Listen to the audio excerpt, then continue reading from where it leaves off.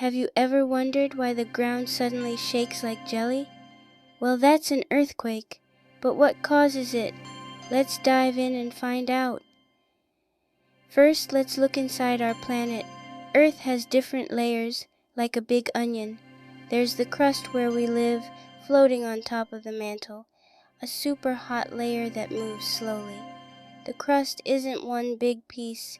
It's made up of giant puzzle pieces called tectonic plates. These plates are always moving, but we can't feel it because they move so slowly, like your pet turtle. But when these plates get stuck, they build up lots of pressure. Eventually, boom, the pressure releases and the ground shakes. That's an earthquake. There are 3 ways plates move. 1, they push into each other. They slide past each other. They move apart. Each of these movements can cause earthquakes. Cool, right? Earthquakes can happen anywhere, but some places, like near plate boundaries, are more active.